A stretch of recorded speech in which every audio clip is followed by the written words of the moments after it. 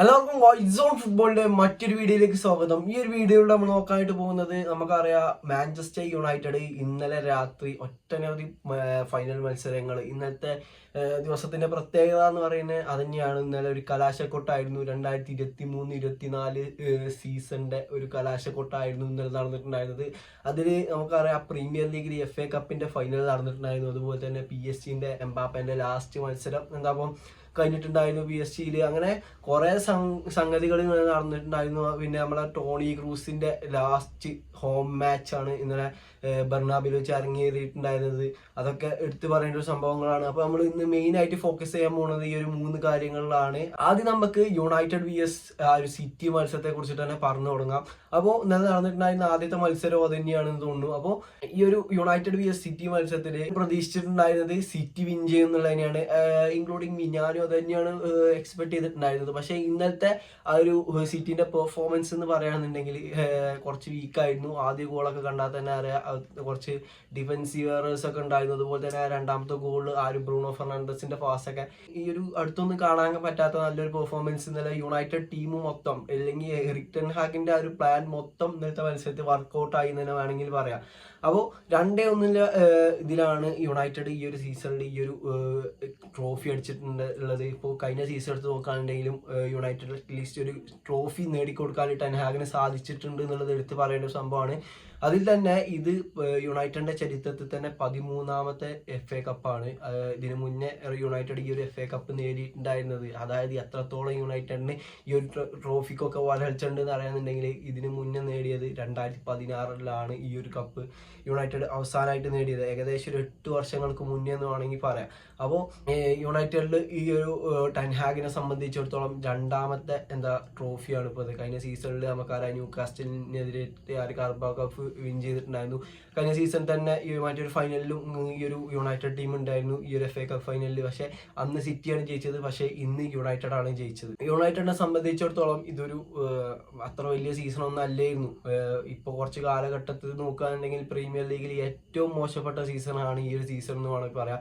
അതായത് അവർ ഈ പ്രാവശ്യം ഫിനിഷ് ചെയ്തിട്ടുള്ളത് 8ാമത്തെ പ്ലേസിലാണ്. അപ്പോൾ 8ാമത്തെ സ്ഥാനത്തായതുകൊണ്ട് തന്നെ യൂറോപ്പ ലീഗോ അല്ലെങ്കിൽ കോൺഫറൻസ് ലീഗോ അല്ലെങ്കിൽ യൂറോപ്യൻ ഫുട്ബോൾ കളിക്കാൻ പറ്റില്ല എന്നുള്ളതായിരുന്നു പ്രതീക്ഷിച്ചിട്ടുണ്ടായിരുന്നത്. പക്ഷേ ഈ ഒരു ട്രോഫി നേടിയോണ്ട് തന്നെ അവർക്ക് ഇനി യൂറോപ്യൻ ഫുട്ബോൾ കളിക്കാം. യൂറോപ്പ ലീഗിൽ അടുത്ത കൊല്ലം നമ്മളെ യുണൈറ്റഡ് ഉണ്ടാകും. അപ്പോൾ അങ്ങനെ ഒരു പൊസിഷൻ സെക്യൂർ ചെയ്താണ് ഇപ്പോൾ യുണൈറ്റഡ്. അപ്പോൾ ഇതിലിപ്പോൾ പല യുണൈറ്റഡ് ആരാധകർക്കും ഉണ്ടാകുന്ന ആശങ്ക എന്ന് പറയുന്നത് ഈ ഒരു സംഭവങ്ങളോട് കൂടി ഇത്രയും മോശപ്പെട്ട സീസൺ ആയതുകൊണ്ട് തന്നെ ഈ ഒരു ടെൻ ഹാഗിനെ മാറ്റാനായിട്ട് ബോർഡ് ഏകദേശമൊക്കെ ഡിസിഷൻ എടുത്തായിരുന്നു. ഇനിയിപ്പോൾ ഈ ഒരു വിന്നോട് കൂടി അത് ഡിസിഷൻ മാറ്റും എന്നുള്ളതാവും യുണൈറ്റഡിനെ സംബന്ധിച്ചിടത്തോളം ഒരു ആശങ്ക എന്ന് പറയുന്നത്. അപ്പോൾ നിങ്ങളുടെ അഭിപ്രായത്തിൽ ടെൻ ഹാഗ് ഇനി യുണൈറ്റഡിൽ തുടരുമോ, അതോ ടെൻ ഹാഗിനെ ഈ ഒരു മാനേജ്മെന്റ് പുറത്താക്കിയാണ്ട് സിദാനെയോ അങ്ങനെ വലിയ ഏതെങ്കിലും മാനേജറിനെ കൊണ്ടുവരുമോ, തുഷയിലൊക്കെ വരാൻ പ്രോബബിലിറ്റി ഉണ്ട് എന്ന് തന്നെയാണ് ഇപ്പോൾ വരുന്ന റൂമറുകൾ എന്ന് പറയുന്നത്. അപ്പോൾ ആ ഒരു വിഷയത്തിൽ നിങ്ങളുടെ അഭിപ്രായം തീർച്ചയായിട്ടും കമന്റ് ചെയ്യുക. ഇനി നമുക്ക് ടോണി ക്രൂസിനെ സംബന്ധിച്ചിടത്തോളം ക്രൂസിന്റെ ഇന്നലത്തെ ലാസ്റ്റ് മത്സരമായിരുന്നു ബെറ്റീസ് VS റയൽ മാഡ്രിഡ് മത്സരം. റയൽ മാഡ്രിഡിന്റെ ഹോമിലായിട്ടുള്ള സാന്റിയാഗോ ബെർണാബ്യൂവിലായിരുന്നു ഒരു മത്സരം നടന്നിട്ടുണ്ടായിരുന്നത്. അത് തന്നെയാണ് ഈ ഒരു മത്സരത്തിന്റെ പ്രത്യേകത. അതായത് ക്രൂസിന്റെ ലാസ്റ്റ് ഹോം മത്സരമായിരുന്നു ഇന്നലെ നടന്നിട്ടുണ്ടായിരുന്നത്. ഇനി സീസണിൽ അവശേഷിക്കുന്ന ഒരേ ഒരു പോരാട്ടം എന്ന് പറയുന്നത് ആ ഒരു ഫൈനലാണ്. അപ്പോള 50 എന്ന് പറയുന്ന ആ ഒരു UCL ഫൈനലാണ് റയൽ മാഡ്രിഡിനെ സംബന്ധിച്ചിടത്തോളം. അപ്പോൾ ഇന്നലത്തെ മത്സരം എന്ന് പറയുന്നത് എല്ലാ റയൽ മാഡ്രിഡ് ഫാൻസിനെ സംബന്ധിച്ചിടത്തോളം വളരെ ഒരു നിരാശാജനകീയമായ, അല്ലെങ്കിൽ ഈ ഒരു 2014 ടോണി ക്രൂസ് വന്നിട്ടുണ്ടായിരുന്നത് റയൽ മാഡ്രിഡിലേക്ക്. അതിനുശേഷം ഈ ഒരു ദിവസം വരെ ഈ ഒരു പ്രൈം, അപ്പൊ നമുക്കറിയാം ഈ ഒരു ഫുട്ബോൾ എന്ന് പറയുന്നത് പ്രൈം എന്ന് പറയുന്ന ഒരു വേർഡിന് വളരെ ഇമ്പോർട്ടൻസ് ഉണ്ടാക്കുന്ന ഒരു വേർഡാണ്. പക്ഷെ ഈ ഒരു ചങ്ങായിക്ക് എന്ന് പറയുന്നത് എല്ലാ സീസണും പ്രൈമുകളാണ്. പക്ഷെ ഈ ഒരു സീസണിൽ വേണമെന്നുണ്ടെങ്കിൽ ഒരു ബലണ്ടിയറിനൊക്കെ പ്രോബബിലിറ്റി കൽപ്പിക്കുന്ന ഒരു സീസൺ ആയിരുന്നു ഇത്. പക്ഷേ ഇത്രയും മികച്ച പെർഫോമൻസ് കളിച്ച് നിൽക്കുമ്പോൾ തന്നെ റിട്ടയർ ചെയ്യണം, അല്ലെങ്കിൽ ഇത്രയും പീക്കിലെത്തുമ്പോൾ തന്നെ റിട്ടയർ ചെയ്യണം എന്നുള്ളത് ക്രൂസിൻ്റെ ഒരു ആഗ്രഹമാണ്. അങ്ങനെ പലർക്കും പല ആഗ്രഹങ്ങളും ഉണ്ടാവും. അപ്പോൾ ക്രൂസിൻ്റെ ഒരു ആഗ്രഹമാണ് ഈ ഒരു പീക്കിൽ നിൽക്കുമ്പോൾ റിട്ടയർ എന്നുള്ളത്. ഏകദേശം 34 വയസ്സ് മാത്രമേ ഉള്ളൂ ക്രൂസിന് ഇപ്പോൾ. അപ്പോൾ നിങ്ങളുടെ അഭിപ്രായത്തിൽ ക്രൂസ് ഈ ഒരു 15ാമത്തെ UCL റയൽ മാഡ്രിഡ് വെച്ച് നേടും എന്നുള്ളതാണ്.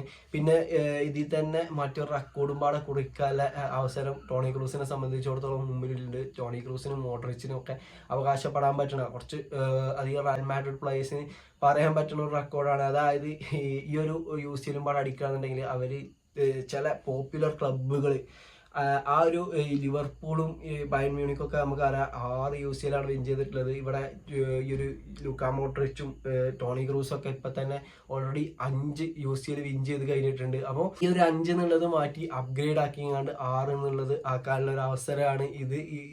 ഇതിലിപ്പോ പറയുകയാണെന്നുണ്ടെങ്കിൽ ഒരൊറ്റ പ്ലെയർ പോലും ഈ ഒരു ഫുട്ബോൾ ഹിസ്റ്ററിയിൽ as a player 6 UCL win ചെയ്തിട്ടില്ല. അങ്ങനെ ഒരു അവസരമാണ് ഇപ്പോൾ ഈ ഒരു മാഡ്രിഡ് പ്ലേയേഴ്സിന്റെ മുന്നിലുള്ളത്. വേറെ ഏത് ഒരു ക്ലബിന്റെ പ്ലേയേഴ്സിനും ഇങ്ങനെയൊന്നും അവകാശപ്പെടാൻ പറ്റൂല. ഇതുവരെയായിട്ടും അങ്ങനെ ഒരു സംഭവം നടന്നിട്ടില്ല എന്നുള്ളത് തന്നെയാണ്.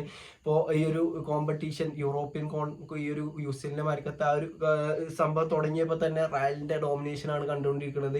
ഈ ഒരു ഇയേഴ്സിലാണെന്നുണ്ടെങ്കിലും റൊണാൾഡോ പോയതിനു ശേഷം നമുക്കറിയാം പല ആൾക്കാരും റയലിന്റെ കാലമൊക്കെ കഴിഞ്ഞു. ഇനി പുതിയ ടീമുകളായിട്ടുള്ള മാൻ സിറ്റി പോലത്തെ വലിയ വലിയ ഓയിൽ ക്ലബ്ബുകളൊക്കെ വന്നുകൊണ്ട് കുതിരളിക്കും പറഞ്ഞ ഒരു ഇതാണ്. പക്ഷെ റയൽ മാഡ്രിഡ് ആ ഒരു റൊണാൾഡോ പോയതിനു ശേഷം ഏകദേശം 2-3 സീസൺ കൊണ്ട് തന്നെ റയൽ മാഡ്രിഡ് ആ ഒരു UCL അടിച്ചു. അങ്ങനെയാണ്. പക്ഷെ വേറെ പല ക്ലബ്ബുകൾക്കും ഈ ഒരു വലിയ വലിയ പ്ലേയേഴ്സ് ഒന്നും പോയതിനു ശേഷം ഇപ്പോഴും ആ ഒരു ഫ്ലാഷ് ബാക്കിൽ നിന്ന് എണീക്കാൻ കഴിയാത്തൊരു അവസ്ഥയാണ്. ഇപ്പോഴും അവിടെ കളിക്കുകയാണ്, ആ ഒരു കാലഘട്ടത്തിൽ കളിക്കുകയാണ്. അങ്ങനത്തെ ഒരു ക്ലബ്ബല്ല റയൽ മാഡ്രിഡ് എന്നുള്ളത് ഈ ഒരു ഫ്ലോറന്റീനോ പെരസ് തെളിയിക്കുകയാണ്. ഇപ്പോഴത്തെ റയൽ മാഡ്രിഡിന്റെ സ്ക്വാഡിലേക്ക് ഒന്ന് നോക്കണം. അതായത് ഈ ഒരു ആൻസലോട്ടി വരുന്നതിന് മുന്നേ സിദാനായിരുന്നു ആ ഒരു ടീമിനെ മാനേജ് ചെയ്തിട്ടുള്ളത്. അതിന് മുന്നേ സിദാൻ പോയി, പിന്നെ സിദാന്റെ ബാക്കാണ്. ഈ ഒരു സിദാൻ വന്നിട്ട് ആ ഒരു റയൽ മാഡ്രിഡ് സെമി ഫൈനലിൽ ചെൽസിനോടായിട്ട് കളിച്ചാണ് തോറ്റില്ലേ. ആ ഒരു സീസണിൽ സിദാൻ പറഞ്ഞൊരു വേർഡ്സ് ഉണ്ട്, ഈ ഒരു സ്ക്വാഡിൽ യുവത്വമില്ലാത്തൊരു റയൽ മാഡ്രിഡിന്റെ സ്ക്വാഡാണ് ഇപ്പോൾ ഉള്ളത്, ഈ ഒരു ഏജ്ഡ് സ്ക്വാഡാണെന്നൊക്കെ പറഞ്ഞുകൊണ്ടാണ് ഈ ഒരു സിദാൻ ആ സീസണിൽ കളം വിട്ടത്. നെക്സ്റ്റ് സീസൺ ആൻസലോട്ടി വന്നു അവിടെ അല്ല യുവത്വത്തിൽ തന്നെ വളർത്തിയെടുത്തു. അതായത് വിനീഷ്യസ് ജൂനിയറൊക്കെ എന്താ സിദാന്റെ അണ്ടറിൽ വളരെ മോശപ്പെട്ട ഇതിലായിരുന്നു നിന്നിട്ടുണ്ടായിരുന്നത്. അപ്പോൾ അതൊക്കെ പറയുകയാണെന്നുണ്ടെങ്കിൽ കുറെ ടൈം ആവും. നമ്മളിപ്പോൾ ക്രൂസിനെ പറ്റിയാണ് പറഞ്ഞത്. ക്രൂസിനെ സംബന്ധിച്ചിടത്തോളം ഒരൊറ്റ സീസൺ പോലും 90 ആവറേജ് 90% ഓരോ ലാലിഗ സീസണിലും ക്രൂസിന്റെ പാസ് ആക്യുറസി എന്ന് പറയുന്നത്. അപ്പൊ ഈ ഒരു പ്ലെയറിനെ റിപ്ലേസ് ചെയ്യാന്ന് പറയുന്നത്, അല്ലെങ്കിൽ ഇപ്പോൾ കുറെ ആൾക്കാർ സംസാരിക്കുന്നത് ഈ ഒരു ജൂഡ് ക്രൂസിന്റെ പകരം കളിക്കും, അങ്ങനെ പകരം വെക്കാൻ പറ്റുന്ന പ്ലെയർ അല്ല. ഈ ഒരു മിഡ്ഫീൽഡറൊക്കെ ഈ ഒരു എന്താ നൂറ്റാണ്ടിൽ ഒരിക്കലേ ജനിക്കുള്ളൂ, അങ്ങനെയൊക്കെ പറയാൻ പറ്റുന്ന ഒരു പ്ലെയറാണ് ഈ ടോണി ക്രൂസ്. അതായത് ക്രൂസിന്റെ കയ്യിൽ പന്ത് കിട്ടുമ്പോൾ ആ ഒരു പന്ത് നമ്മുടെ അടുത്ത് നിന്ന് പോകില്ല എന്നുള്ളൊരു വിശ്വാസം, അങ്ങനെ ഒരു വിശ്വാസം ഒരു പ്ലെയറിന് തരാൻ പറ്റുന്നുണ്ടെങ്കിൽ അങ്ങനത്തെ ഒരു പ്ലെയറിന്റെ പേരുകളൊന്ന് കമന്റ് ചെയ്യാം. പിന്നെ മറ്റൊരു ഇതെന്ന് പറയുകയാണെന്നുണ്ടെങ്കിൽ എംബാപ്പെ ഈ ഒരു PSG ലെജൻഡാണ്, PSG ലെജൻഡ് എന്ന് തന്നെ പറയാം എംബാപ്പെ. അപ്പോൾ എംബാപ്പെ ആ ഒരു ക്ലബിന് വേണ്ടി അവസാന മത്സരം കളിച്ചിട്ടുണ്ട്. ആ ഒരു അവസാന മത്സരത്തിൽ ട്രോഫി നേടിയുകൊണ്ടാണ് ഈ ഒരു എംബാപ്പെ കളി നിർത്തിയിട്ടുള്ളത്. നമുക്കറിയാം ഏകദേശം റയൽ മാഡ്രിഡിലേക്ക് തന്നെ ആകാനാണ് ചാൻസ്. ഈ റയൽ മാഡ്രിഡിലേക്ക് 100% ഒന്നും പറയുന്നില്ല. പക്ഷെ എംബാപ്പെ ഞാൻ ചെറിയ ഏതൊരു ന്യൂസ് കേട്ടാണ്, എത്ര ജെന്യൂറ്റി ഉണ്ടെന്ന് അറിയില്ല, ഈ ഒരു അടുത്ത 5-6 ദിവസത്തിനുള്ളിൽ റയൽ മാഡ്രിഡ് അല്ലെങ്കിൽ ആ ഒരു ക്ലബിന്റെ പേര് എംബാപ്പെ അനൗൺസ് ചെയ്യുന്നുള്ളതാണ്. ഈ ഒരു റയൽ മാഡ്രിഡിനെ സംബന്ധിച്ചിടത്തോളം PSG ആ ഒരു ഉറപ്പ് അനുവാദം കിട്ടിയാൽ ഈ ഒരു മാസം തന്നെ യൂറോക്ക് മുന്നേ ഒക്കെ ആയിട്ട് ഈ ഒരു പ്ലെയറിനെ പ്രഖ്യാപിക്കും എന്നുള്ളതാണ് ഈ പറയാൻ പറ്റുന്ന ന്യൂസ്. അപ്പോൾ നിങ്ങളുടെ അഭിപ്രായം ഈ ഒരു വിഷയത്തിൽ തീർച്ചയായിട്ടും കമന്റ് ചെയ്യുക. അപ്പോൾ ഇന്നത്തെ വീഡിയോ ഇത്രേ ഉള്ളൂ. ഈ ഒരു വീഡിയോ നിങ്ങൾക്ക് ഇഷ്ടപ്പെടുകയാണെന്നുണ്ടെങ്കിൽ തീർച്ചയായിട്ടും കൂടെ നിൽക്കുക. ഓക്കെ.